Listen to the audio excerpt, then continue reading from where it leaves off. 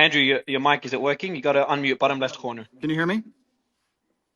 We can, yeah. Yeah, How are you? Yeah, I'm good, friend. I'm in the middle of a poker game, but since this is the battle for humanity against the Satanists and the Matrix, with its constant deception of the populace, I thought I would jump in and say hello to everybody.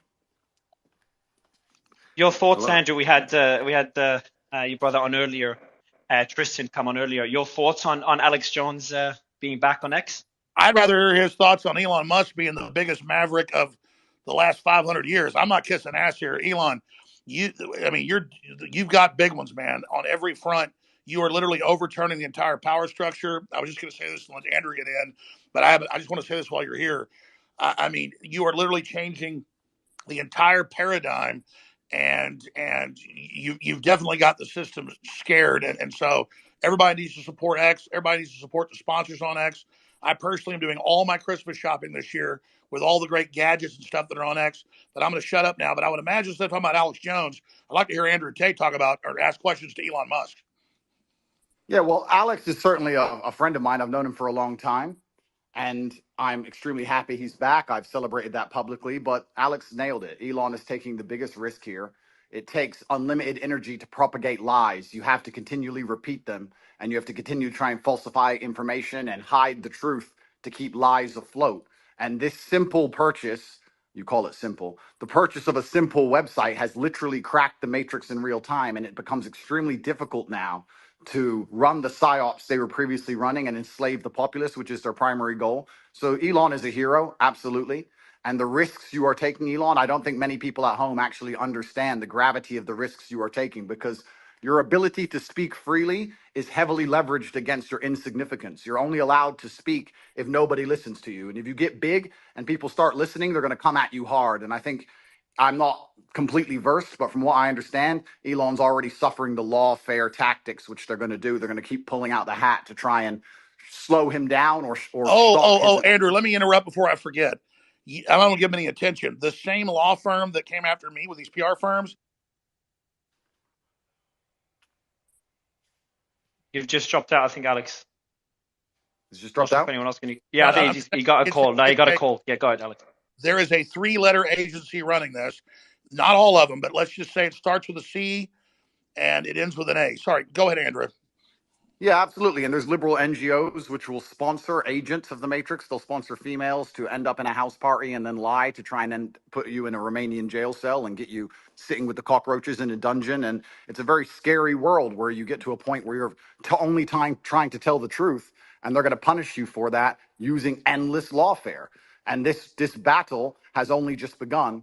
But the Matrix has truly cracked now, and it's going to be extremely hard to lie to us like they did before with X, the way it currently is. And I think it came at exactly the right time. I almost, without trying to sound pessimistic, there was a point where I kind of felt like I was losing hope. You couldn't tell the truth about anything.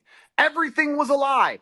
Everything from head to toe was a lie. And they're trying to lock us all back in our houses again. And we can finally talk about it. It's truly heroic. And Elon's taking massive risk, and the respect I have for him for doing that is enormous. Absolutely. I mean, this is what happened. I'm going to shut up because I want to hear from Elon, but this is so historic. Elon Musk's courage, and it's true, I'm saying, has broken the back of the globalists. They'll never be able to turn this around again unless they have a nuclear war. Elon Musk has broken their back. Yeah. Well, I guess some people are afraid to die, but I am not. That's and you know what? It's kind of crazy because I was talking to someone the other day and I was explaining, they were asking about my seizure, how they took all my houses, all my money, all my cars, blah, blah. And I said, you never truly own anything on this earth anyway. You can have a piece of paper that says you own it, but if you piss off the government structures, they just get a judge to stamp a different piece of paper and you no longer own it. The only thing you own is your soul and your integrity. And this is the one thing they cannot take away from you, no matter what they do to you. And that is the best feeling on earth. It doesn't matter if you can sell your soul to the devil and repeat what they want you to say, but then you truly own nothing. And Yeah, I think I agree. that as history books look back on this pivotal moment when X was finally freed and the information of the world could finally be spoken freely, I really do believe we're on the right side of history. And if you were to ask me if there's anything worth dying for, it would be for the freedom of humanity and to be on the right side of history. So I agree with you absolutely, Elon. Yeah, absolutely. I'm just generally in favor of civilization and the furtherance of civilization. And I think we should always be concerned that we can regress as a civilization. And if you study history, you can just see the arc of one civilization after another as the civilizations rise and fall through history. Um, we've been in a period of civilization rising very rapidly, but we should be concerned that it it, it may we may be cresting, we may subside, and there there are many times where I get late stage civilization vibes, um, and I'm just worried that maybe we're cresting as a civilization and perhaps headed for a fall.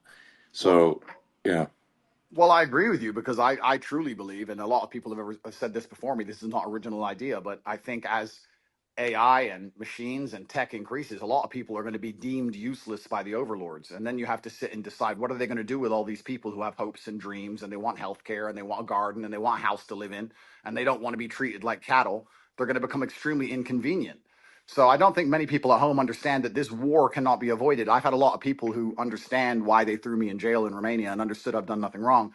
And they said to me, "Why do you take up this fight? Why you don't just delete your Twitter and disappear and drive a Ferrari all day?" And I explained that this war cannot be avoided. You're either on the front line and you're fighting for something, or you're sitting waiting to die. You're waiting for the Mongol horde to come over the horizon and chop your head off. No, I There's no totally way out agree. of it. And just to throw this in there, if you read, and Elon, I knew you were doing great work. When I saw you 6 months ago at the World Government Summit, where they're all just saying we're going to make everybody eat bugs and we'll make the decisions to put microchips in them, and you said, we don't want a centralized system. We want a diverse system. We want firewalls. And I don't agree with this Tower of Babel you're building. They know that we go through cycles and they want to artificially create a great reset collapse, in their own words, to make everybody else poor, consolidate power, and they'll have a smaller type 2 civilization for themselves. And I think you're trying to build a type 2 civilization, or even a type 1 civilization, I should say, for all of us. And right. you said we need to have a debate about going interstellar. We've got to expand or Yeah. we collapse. And Elon Musk is saying, correct me if I'm wrong, you don't stay in stasis. You either expand or Correct. you collapse. They're Yes, artificially exactly. creating. You, Sorry, you go ahead. either grow, or you collapse. You don't. The steady state is basically an impossibility. So you have to pick it. You have to make a choice. Do you want to grow civilization, or do you want to decline and collapse? And because steady state is not stable.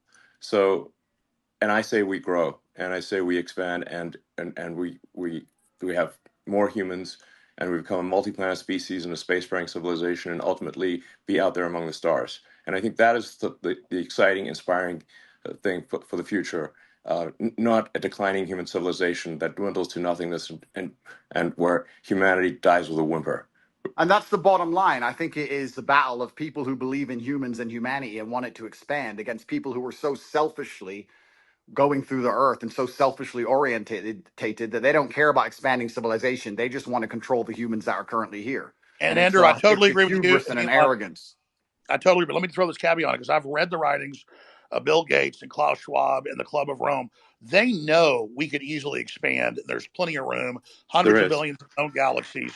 They know that this is just a seed that's going to not just grow into one giant oak, but an entire forest, an entire universe. And so they want to shut everybody else down because they can't deal with the competition of the Elon Musk that come out of the general public. They want a global tyranny so they can direct it and control it so that they direct the expansion.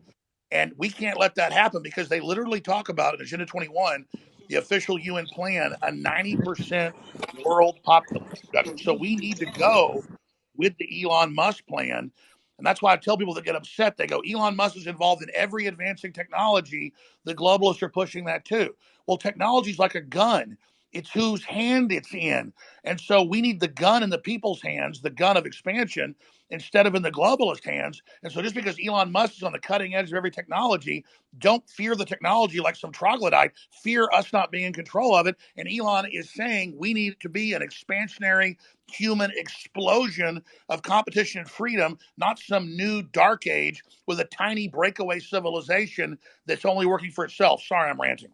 No, but you're completely right. Because if Elon doesn't push these boundaries, they will push these boundaries. And once they have the sole control and the monopoly over such technologies, it's over for all of us. And I don't think most people understand. It simply is the humanistic view against the death cult view. And there's people in the world who have no Yes, interest in they have no interest in growing humanity, no interest in advancing the species as a whole. Their interest is in power and true. control. And all they want to do is have absolute power over the people that currently exist and their children. And you can talk about all the perverse reasons they want to do those exact things.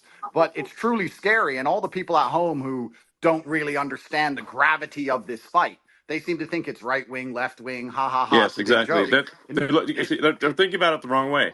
It's sorry, I just got a little X here. But you're totally exactly. This right left is it's the wrong way to think about it. It's the sort of the extinctionists versus the pro humans. And once you see that it's extinctionists versus the pro humans, then it becomes very clear. So, Elon, when are you going to? I know you got 100 irons in the fire, but when you talk about we need to create a plan B for humanity, well, that's really No, it's not. plan It's not a A. plan. I mean, An as I said, alternate, an alternate, an alternate master plan, because the globalists are in oh, control right now. You're trying to wrest control with us, helping. I mean, when are you going to put out your battle plan, or are you already putting it out in pieces?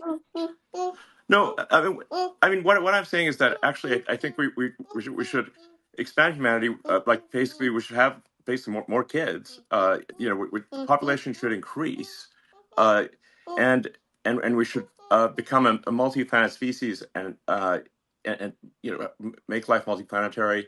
Build a self-sustaining civilization on Mars, and then ultimately, this will be long after I'm dead, probably, but well, almost certainly, we can go to other star systems and go out there and I don't know, maybe we'll find some long dead alien civilizations.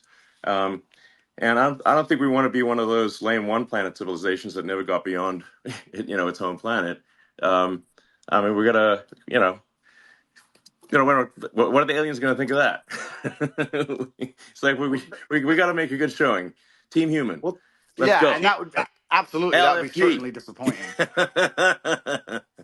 But So it's essential and truthfully it's so amazing we'd even speak about these things. Only 2 years ago you couldn't even speak about these subjects, but it's so pertinently obvious to anyone who pays attention. And it is scary, and expansion and humanistic views are certainly the way to progress. And it has to be done. There's no other way. Just like a business, just like you guys said, if you stand still, you die.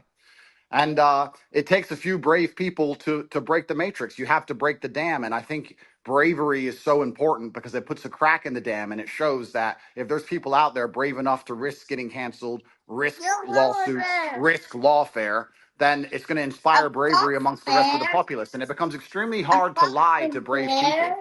And I think that that's one of the largest pandemics of Earth today is bravery. And when I say bravery, I don't mean that in any kind of negative connotation. Bravery is being full of love and loving the people around you and sticking up for your community and loving where you live and loving your country. And it's brave to do those things. And it's love What do that's the going to crack the globalists teach matrix in us? the end. Children are bad. We're ugly. Humans create all this racial division.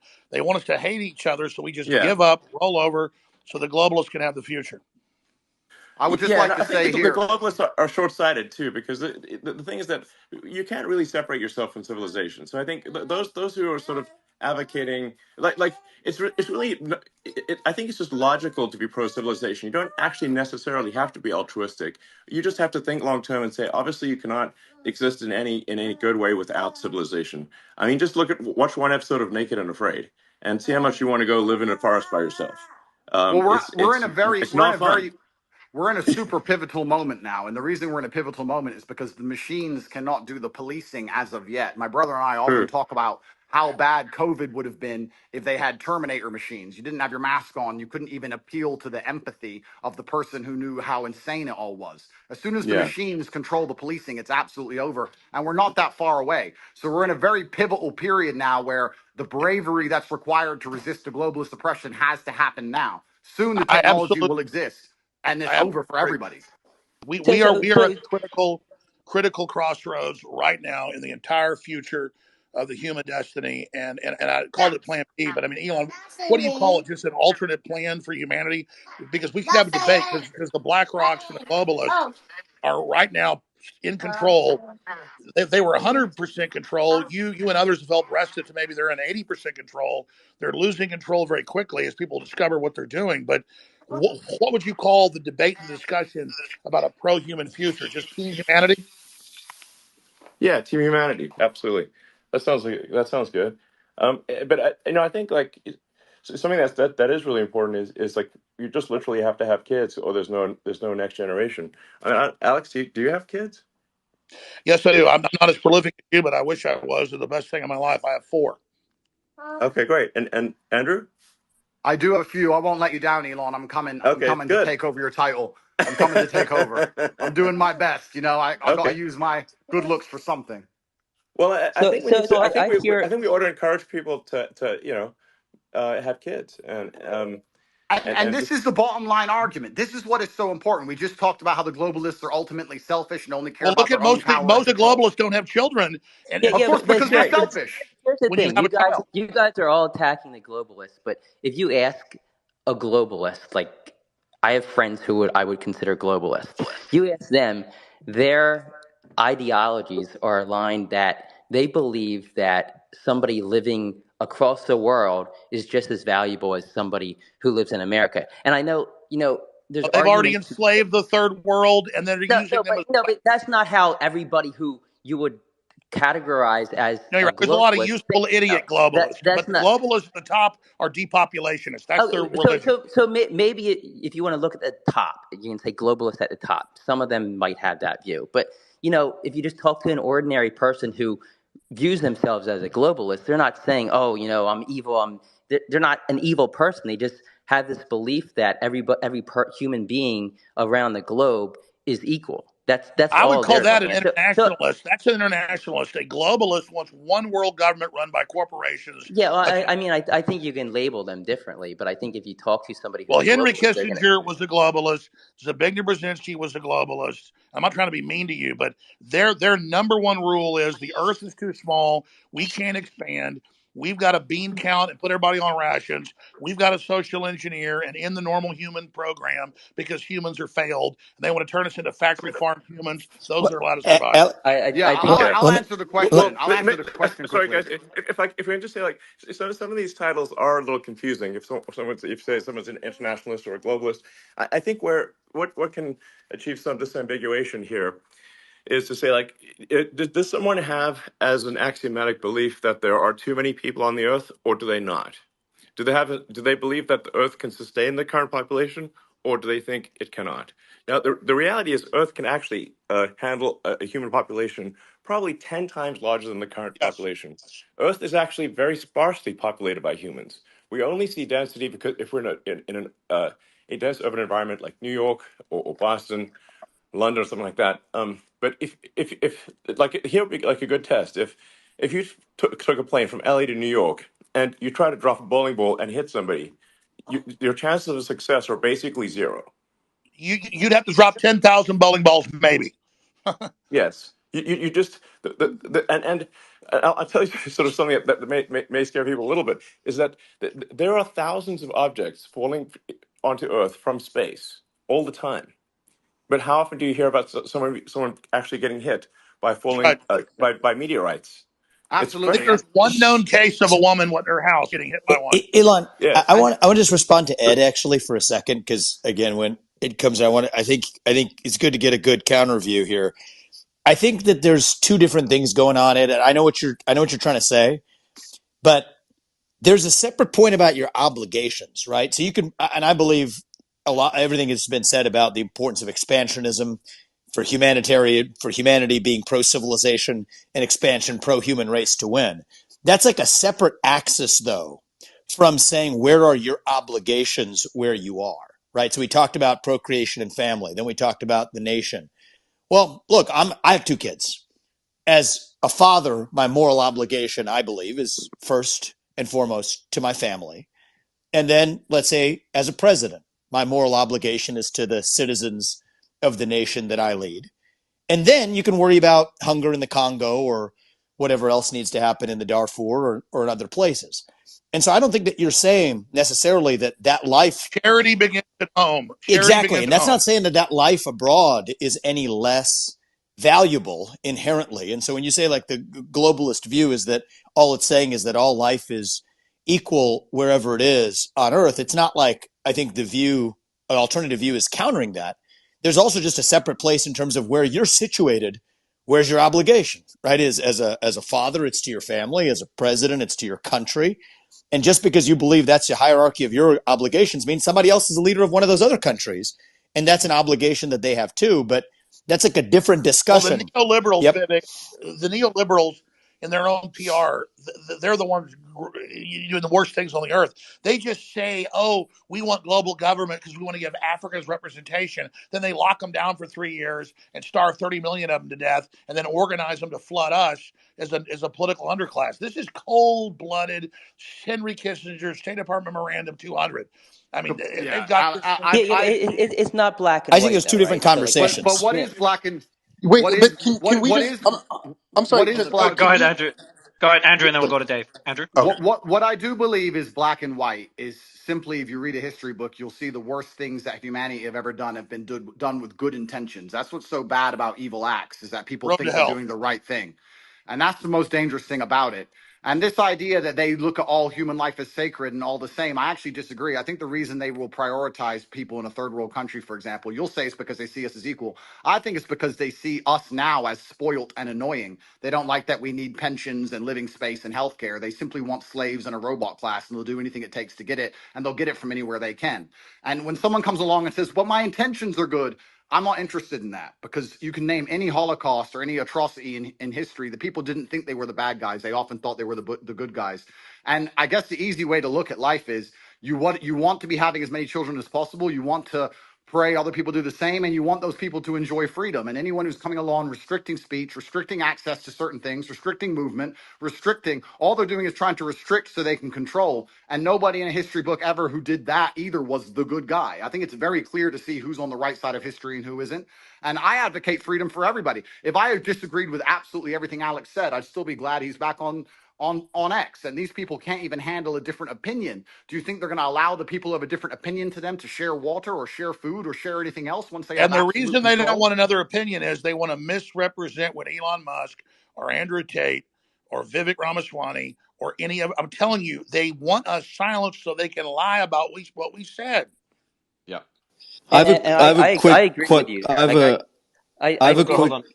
We'll go, Jackson. I'm going to go to you right after Dave. yeah, But all go right. ahead, I mean, I'm Elon. just saying, I agree that with you there. I think that a lot of the media and a lot of these platforms do want to silence voices because they want their voice to be heard louder. So yeah, I definitely hear you there. I definitely don't. I definitely, as when it comes to globalists, I think it's not black and white. You're not either a globalist or you're not. I think people fall in between, and there's different reasons for why people might feel one way about one, you could say globalist idea and another. So I mean, I don't like painting people like, with a black and white pen, because I feel that everybody falls somewhere in the middle. Can All I I just know say? is this: But that there are people that want a corporate world government whose aim is depopulation and not giving the general public access to technology by lying about resources and literally saying carbon dioxide that plants breathe is evil, and then telling us the world's going to end in 2030 and the ice caps are all going to melt, and none of that's true. So our children basically give up on the future and decide not to have children. That's all I'm saying. And Elon Musk is promoting an optimistic, pro-human future that the science and evidence shows is real and that we need. Gentlemen, I have to Go. go. Yeah. I just want to Go. be sort of yeah, exactly. I want to be clear about See my you, Jake. position. I'm super pro-human, and I mean all humans. Humans in America, humans in Somebody's got their Africa, thing open Asia, peeing. and Somebody's everywhere got else. their phone open in the bathroom. Yeah, Phone's that's ringing. Vivek. Vivek, that's your phone, Vivek. I'm not able to mute you. Vivek. All right, um, perfect. Go ahead, Elon. um, Sorry about that. so, well, I hope you feel better I now. feel great. Thank you. Sorry about that, guys. um, so yeah, I'm super pro-human, like for Team Humanity here, and I just think we want to make sure that people have a positive view of the future, and like I think I encounter a lot of people who have actually very pessimistic conclusions about the future, and if you try to unpack that and say where does that pessimism come from, um, and I think like these are like good people, like they have good intentions. I think they think about